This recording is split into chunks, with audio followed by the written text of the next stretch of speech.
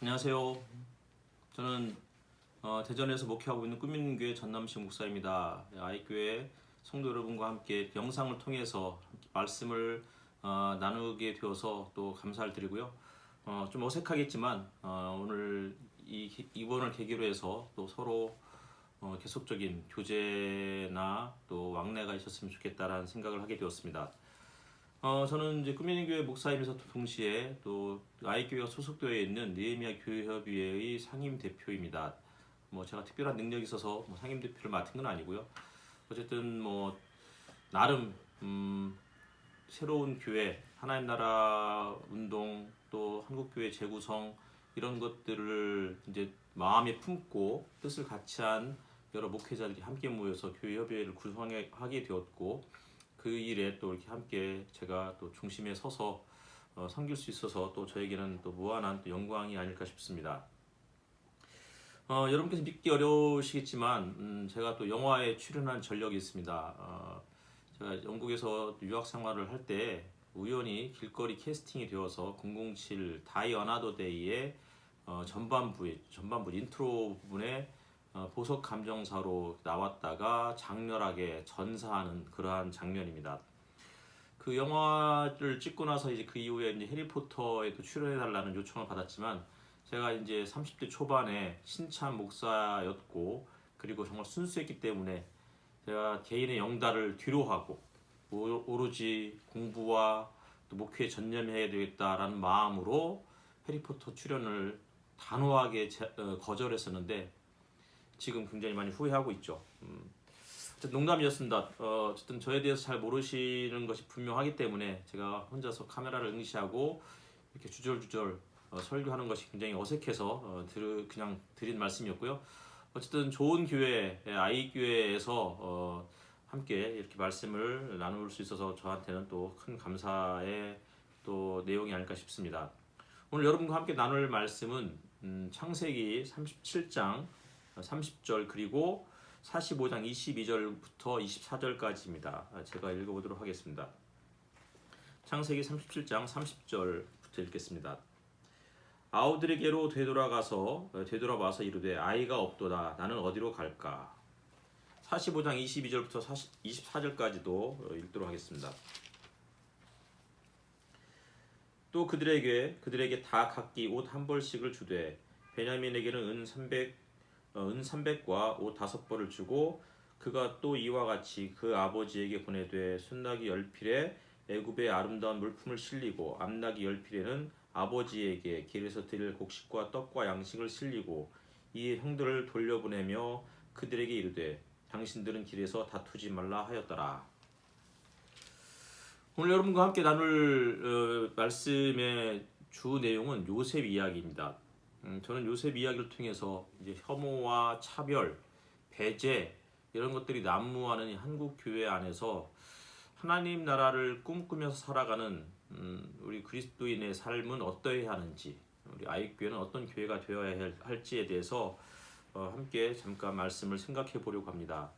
요셉 이야기는 창세기 37장부터 50장에 걸쳐서 쭉 나와요. 38장 한 장만 다말과 유다 이야기가 나오고 그리고는 37장부터 39장부터 해서 끝까지 50장까지 창세기가 전체 50장까지인데 요셉 이야기가 13장에 걸쳐서 나오고 있어요.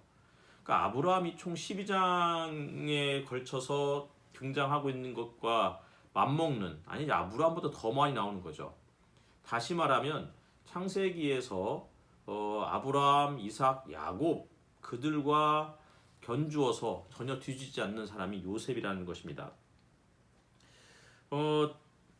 창세기 등장인물들 이렇게 비교하다 보면은 좀 재미있는 부분들이 있는데요. 그 중에서 야곱과 에서를 이렇게 비교하는 대목들이 나와요.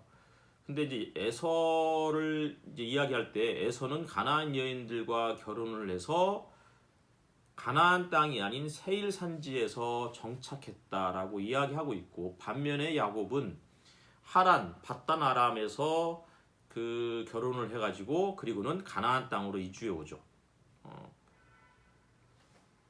그러니까 아브라함이 갈대아 우르를 떠나서 하란을 거쳐서 가나안 땅에 정착했고 이삭은 밧단 아람에서 자신의 아내감이었던 리브가를 종을 통해서 데리고 와서 가나안 땅에서 결혼해서 살았고요. 야곱 역시도 그랬고. 그런데 에서는 고향을 떠난 거죠. 그리고 오늘 이제 요셉 이야기인데요. 요셉 역시도 마찬가지로 가나안 땅에서 태어나서 성장했지만 가나안 땅을 떠나야 되는 상황에 직면하게 돼요. 어쨌든 제가 드리고 싶은 이야기는 그거예요. 창세기의 등장인물들은 믿음의 조상들이고 그들은 가나안 땅을 약속의 땅으로 물려받았어요. 그런데 가나안 땅에서 살아가야 되지만 그러나 결혼만큼은 가나안 사람이 아니고 동족 간의 결혼을 적극적으로 권장하고 있는 거죠. 그러니까 가나안 땅이 약속의 땅인데 동시에 그 땅은 이방 신을 섬기는 이방 땅인 거예요. 그곳에서 하나님의 백성으로 살아가는 이야기. 이것은 창세기와 사실 성경 전체에서 우리에게 도전해주고 있는 내용이 아닐까 싶어요. 가나안 땅은 아직까지도 믿음의 조상들의 땅이 아니었던 거죠. 그들은 평생 그 땅에서 약속을 신뢰하면서 하나님이 그 땅을 물려주실 거라는 그것을 신뢰했지만 그러나 그 땅에서 여전히 나그네로 살아가야만 했습니다. 따라서 동족 간의 결혼을 고집했던 이유는 그들이 이방 땅에서 자신들의 정체성을 지켜가기 위한, 다시 말하면 가나안 풍습을 거부하고 하나님 백성으로 살기 위한 몸부림으로 그렇게 이해할 수 있는 부분이 아닐까 싶습니다. 37장은 이렇게 시작을 해요. 야곱이 가나안 땅 곧 그의 아버지가 거류하던 땅에 거주하였으니. 말씀드렸듯이 에서는 가나안 여인과 결혼해서 가나안을 떠나서 세일 산지에 정착했던 반면에 야곱은 지금 가나안 땅 곧 그의 아버지가 거류하던 땅에 거주하고 있다고 이렇게 이야기하고 있는 거예요. 여기서 이제 독특한 단어가 하나 나오죠. 거류하다. 영어로 소전인데 소전이란 말은 고향이 아닌 타향에서 일시적으로 체류하는 그런 삶의 모습을 소전이라고 그렇게 이야기를 해요.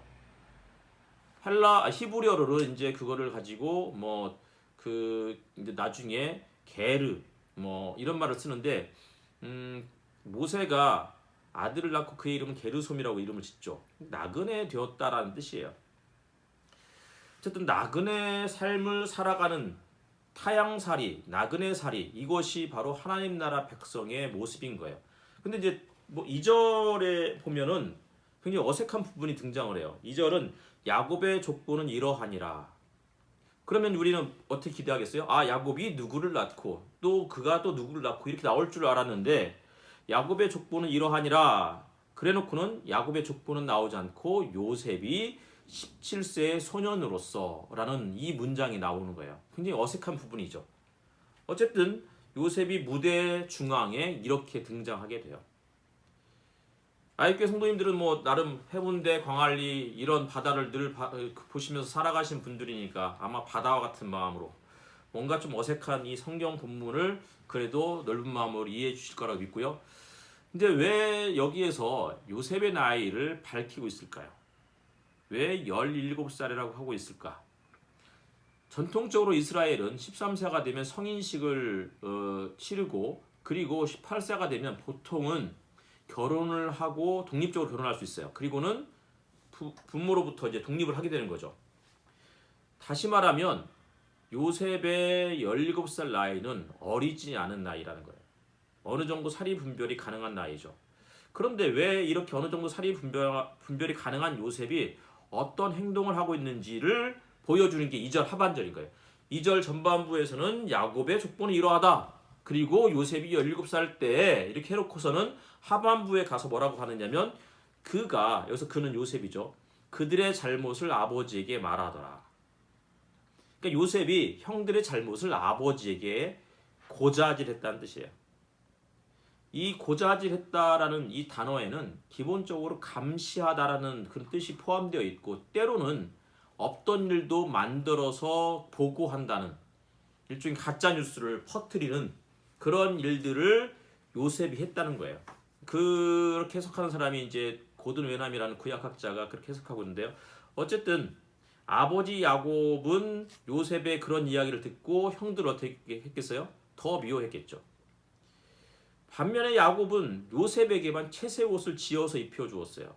고대 사회에서의 옷은 아주 중요한 어떤 그런 기능을 하고 있는데 단순히 옷이 추위나 혹은 강한 햇볕을 막아주는 그 정도의 역할만을 한 게 아니고요. 옷은 그 사람의 신분, 계층을 상징하는 그러한 수단이었기 때문에 드리는 말씀입니다. 그러니까 야곱이 요셉에게 채색 옷을 지어 입혔다 이 말은 요셉은 다른 형제들보다 신분이 높고 언젠가 요셉이 야곱의 그 가업을 물려받을 후계자다라는 뜻으로 그렇게 이야기해주고 있는 거죠. 그러니까 형들이 요셉을 좋아할 리가 없는 거예요. 야곱은 요셉을 더 사랑했지만 형들은 요셉을 더욱더 미워했다고 37장 전반부에 그렇게 3번이나 반복해서 이야기하고 있어요. 그러니까 이스라엘 야곱이 여러 아들들보다 요셉을 더 사랑함으로 혹은 그렇게 이야기하면 바로 또 나오는 구절이 뭐냐면 그의 형들이 아버지가 형들보다 그를 더 사랑함을 보고 그를 미워하여 편안하게 말할 수 없었더라. 그래서 편안하게 말할 수 없었다 이 말은 다정하지 않았다는 거예요. 늘 시기와 미움의 대상이었기 때문에 따뜻하게 친절하게 말할 수 없는 거죠. 게다가 하루는 요셉이 꿈을 꾸잖아요. 워낙 유명한 내용이죠. 꿈이 두 종류였죠. 두 가지 꿈이었는데 한 번의 꿈은 형들의 곡식단이 요셉의 곡식단에게 절을 하는 꿈이었어요. 그리고 두 번째 꿈은 해와 달과 11별이 요셉에게 절을 하는 거예요. 근데 이제 해와 달은 11별은 이제 그러니까 요셉의 형제들을 가리킨다 그러면 해와 달은 아버지와 어머니를 이야기해요. 근데 문제는 이미 요셉의 어머니 라헬은 35장인가에서 베냐민 라타가 세상을 떠나요. 그렇기 때문에 여기에서 이 달이 상징하는 그 어머니는 아마 라헬이 아니고 레아였을 가능성이 높겠죠.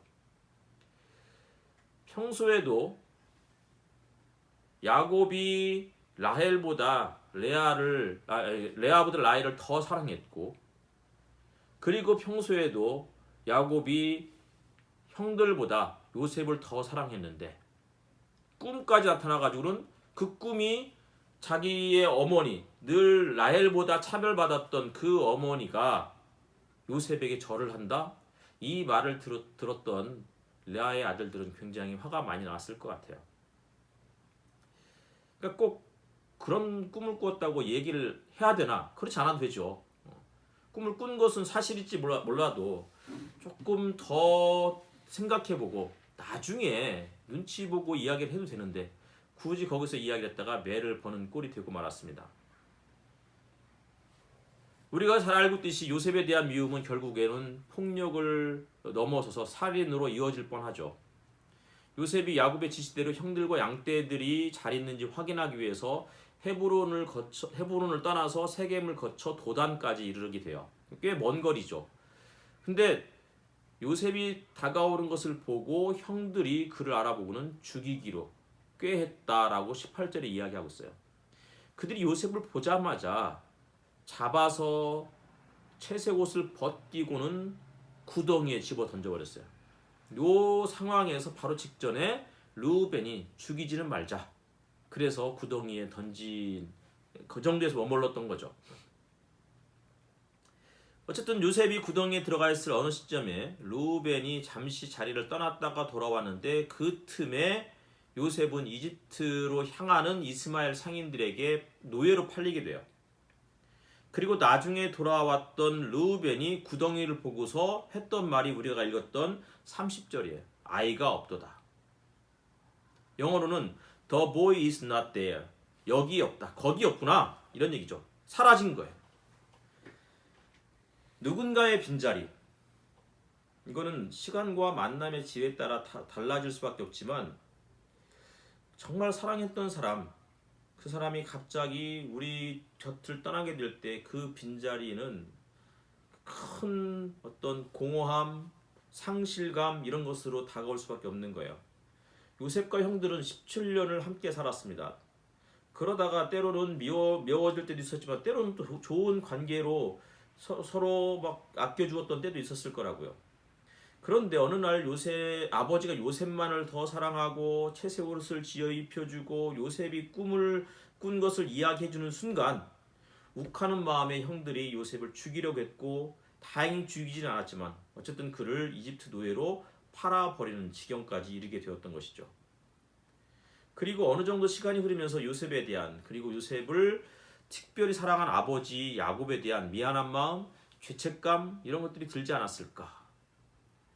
그 표현이 아이가 없도다. 이제 어떻게 살아야 되나. 이제 아버지를 어떻게 만나야 되나. 이런 이 한마디에 그런 그 르우벤과 그 형들의 마음이 담겨 있지 않을까 싶습니다.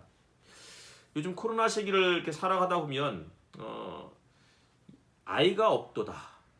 혹 다시 말하면 누군가의 빈자리 이런 것들이 더 크게 다가오는 것 같습니다. 늘 만났던 사람들을 보기가 쉽지 않죠. 일주일에 한 번 이상을 만났었는데 한 번 이상 만나서 같이 예배드리고 같이 식사하고 성경 공부하고 기도했는데 이제 이렇게 만나기가 어려운 거예요.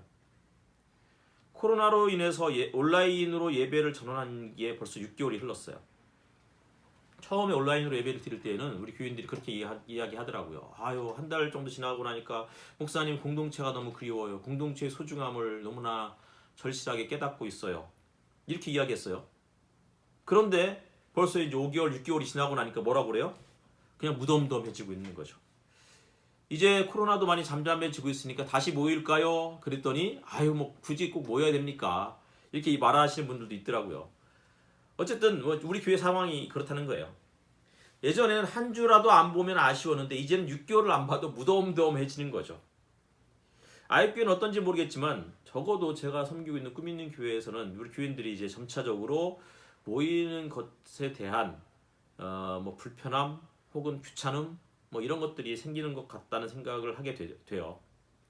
물론 저 주중에 개인적으로 함께 만나는 사람들도 있어요. 그런데 뭐 주중에 모든 사람 다 만날 수 없잖아요. 개개인이 만나야 되니까.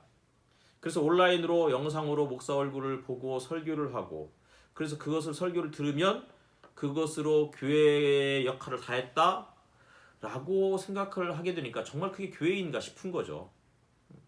어떤 교회는 이제 온라인 교인을 등록받겠다 이렇게 이야기하는 교회도 있는데 그게 과연 옳은 일인가 싶고, 또 그렇다고 또 다른 방도는 있나? 다른 뭐 그 출구는 있을까? 이런 고민을 하게 되는 요즘입니다. 코로나 시기가 장기화되면서 심리적으로 많이 침체되고 괜히 우울해지는 때가 종종 있죠. 그러니까 비대면 시대를 살아가다 보니까 직접 만나 수다 떨고 식사하고 같이 공부하고 기도했던 일들이 어려워졌죠. 아까 말씀드렸듯이 코로나 초기에는 공동체가 왜 중요한지 그 이유를 절감했다고 그러면 이것이 장기화되면서 이제 공동체가 꼭 필요한가? 라는 생각을 갖게 되는 것이 요즘의 모습입니다. 굳이 안 만나니까 편하잖아요. 교회 안 나가도 되니까 음식 준비 안 해도 되죠. 주중에 이제 로테이션으로 돌아가는 설거지 안 해도 되죠. 또 어린이부, 청소년부 교사 안 해도 되지요. 뭐 예전에는 교회를 안 가도 한 주만 안 가도 괜히 불안했잖아요. 혹시 나에게 무슨 일이 생기면 어떻게 할까? 근데 6개월을 안 갔는데도 아무런 문제가 없는 거를 이제 우리가 확인하게 된 거예요. 그러니까 이제 마음이 편해지죠. 근데 또 한편으로는 괜히 우울해지고 의기소침해지는 일들이 자꾸 벌어지고 있는 거예요. 나와 다른 사람을 만나지 않으면 몸이 편한데 마음도 편한데 어느 순간에 의기소침해지고 울적해지고. 왜 그럴까요? 물론 어떤 분들은 안 만나서 아직까지 행복하신 분들도 있을 수도 있어요. 근데 어쨌든 누군가와의 만남이 만들어내는 것이, 그러니까 누군가의 만남이 아주 중요하다는 것이고, 그 누군가와의 만남은 무슨 특별한 한 가지 현상을 만들어내요. 그러니까 누군가를 지속적으로 장기적으로 만나면서 그 사람만을 위한 마음의 자리, 마음의 공간이 만들어지는 것 같더라고요. 그러니까 원래 아무도 안 만났을 때 제 마음의 크기가 5였다 그러면 누군가를 만나서 교제를 하면서 제 마음의 크기가 10이 되는 거예요. 또 누군가를 만나서 20이 되고. 그러다가 그 한 사람이 내 곁을 떠나게 되면 내 마음이 다시 원상태로 쪼그라드느냐? 그렇지 않아요. 우리들의 인간의 마음은 풍선과 같지 않다는 거예요. 인간의 마음은 건물과 같은 거예요.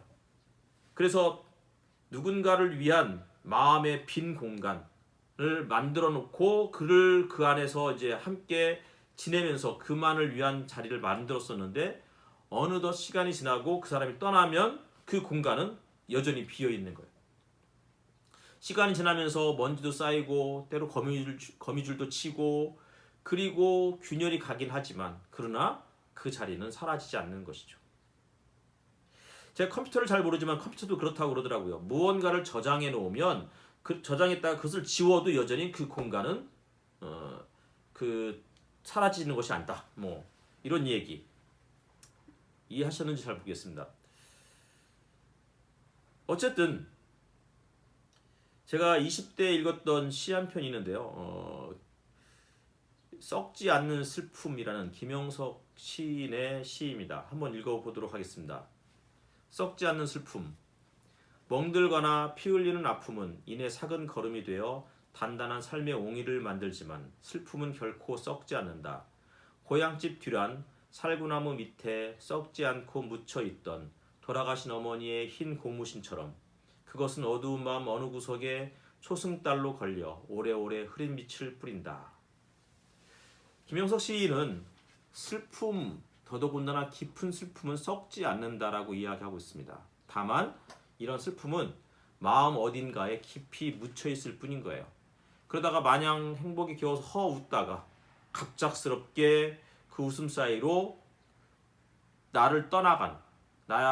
곁을 떠나간 그 사람에 대한 아픔, 아쉬움, 슬픔 이런 것들이 갑자기 생각나면서 그 우리들의 그 허허로운 웃음 사이로 슬픔이 스멀스멀 이렇게 스며드는 거죠.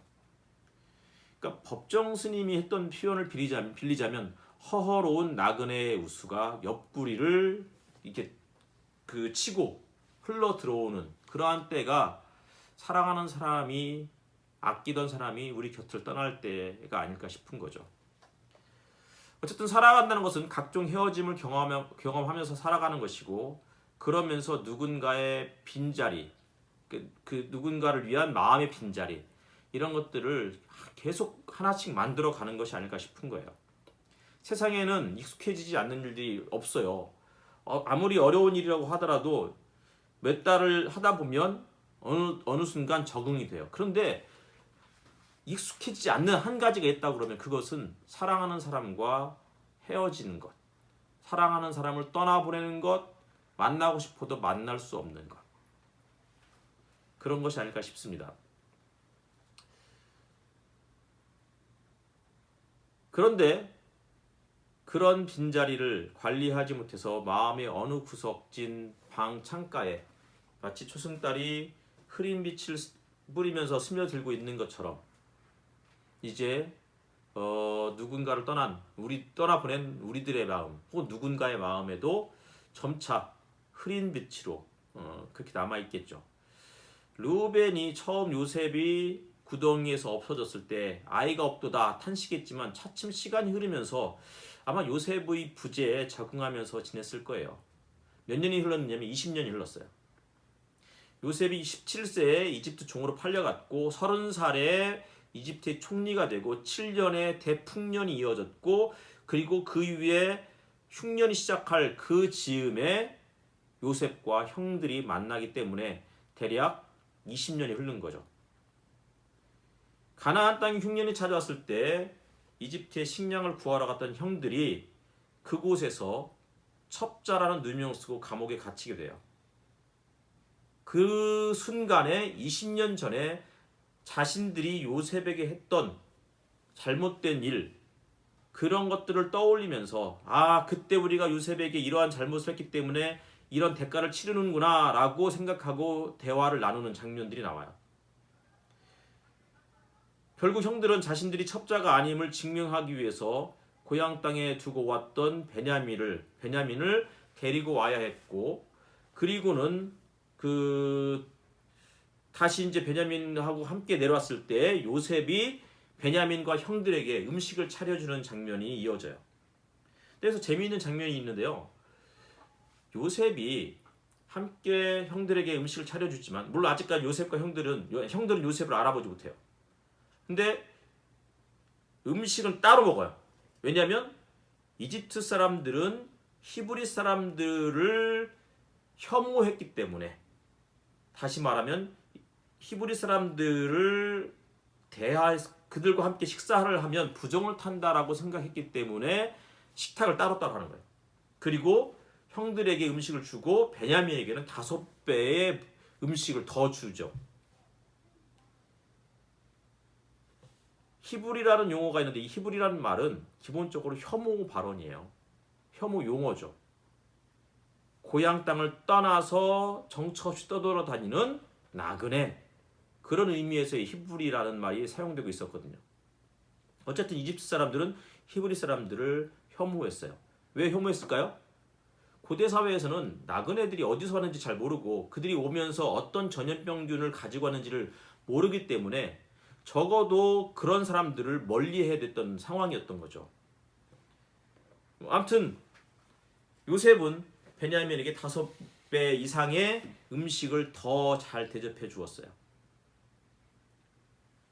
그리고 그런 상황에서 과연 형들이 베냐민을 어떻게 생각했을까요? 그러니까 베냐민은 평소에 야곱의 사랑을 독차지했을 거라고요. 왜냐하면 베냐민 역시도 요셉처럼 라헬의 아들이었기 때문에. 그런데 요셉을 시기해서 요셉을 이집트의 종으로 팔아버렸던 그 형들이 20년이 지난 지금 과연 여전히 베냐민에게도 그런 시기와 질투를 하고 있는지 확인하기 위해서 어쩜 요셉은 베냐민에게 5배 이상의 음식을 더 제공했을지 모르겠어요. 하지만 형들은 베냐민을 시기하거나 질투했다는 것을 찾아볼 수가 없어요. 그러니까 시간이 흐르면서 그들은 변해갔던 것이죠.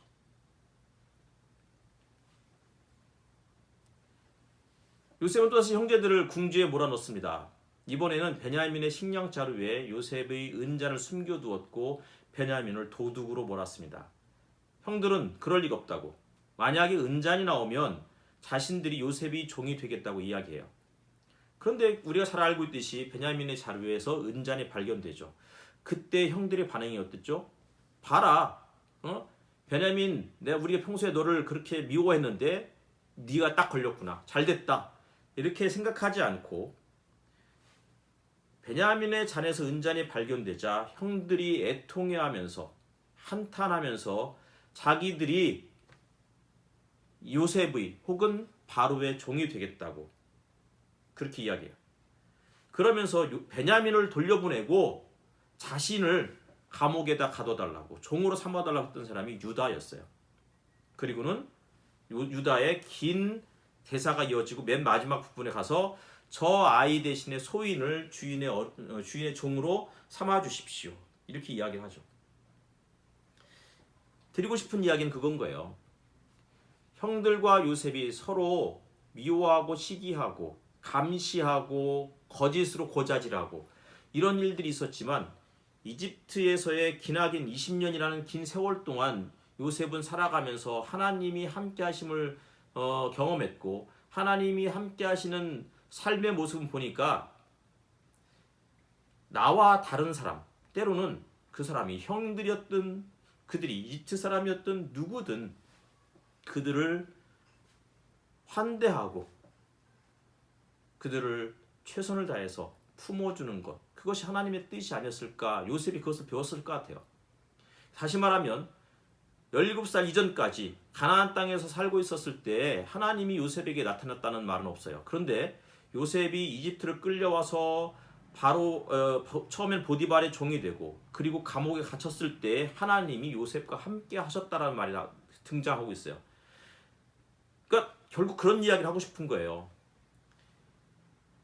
이집트에서 20년이라는 기나긴 세월 동안 요셉이 한 가지 배운 것은 형들을 자신이 너무 잘못 대했구나 라는 것들을 깨달아 갔고, 그러면서 또 한편으로는 여전히 형들에 대한 미움은 남아 있었던 것이죠.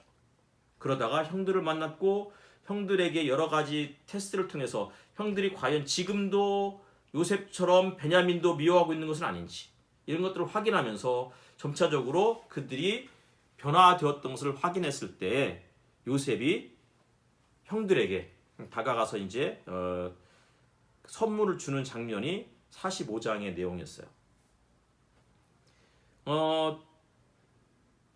제가 한번 그 부분도 보면요.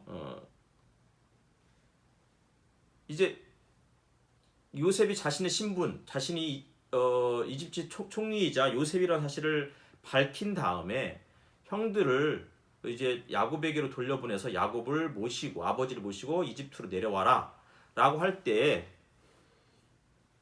형들에게 새 옷을 한 벌씩 선물로 주고 있어요.